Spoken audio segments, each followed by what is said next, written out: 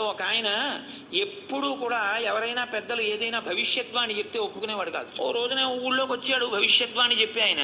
అందరూ వెళ్ళి చెప్పించుకుంటున్నారు. ఈయన ఎవరి మాట నమ్మడండి అన్నారు. ఆయన అన్నాడు, ఆ భవిష్యద్వాణి చెప్పి ఆయన, రేపు మిట్ట మధ్యాహ్నం 12 గంటలకి నువ్వు పాయసం తింటావు అన్నాడు. వీడు అన్నాడు కాబట్టి అది అబద్ధం అవ్వాలని ఆయన ఊరు విడిచిపెట్టి అరణ్యంలోకి వెళ్ళిపోయాడు. ఇప్పుడు ఎలా తింటాను నేను పాయసం? ఈయన వెళ్ళి ఓ చెట్టు కింద కూర్చున్నాడు. 11:30 అయింది.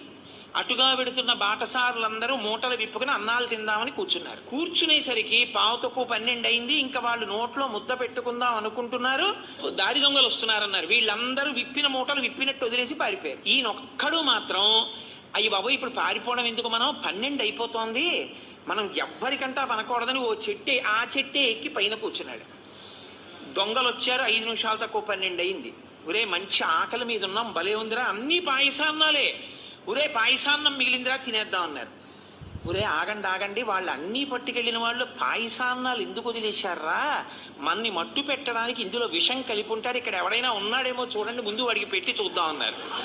ఖచ్చితంగా 12 అయింది. వాడిని దింపి నోట్లో పెట్టారు పాయసాన్ని. ఎందుకని వాడు పాయసం తప్ప ఏదైనా పెట్టండి, నేను తిన్న పాయసం తప్ప ఏదైనా పెట్టండి అంటున్నాడు. వీడికే పెట్టాలరా పాయసం అని ఖచ్చితంగా 12 పాయసం పెట్టారు.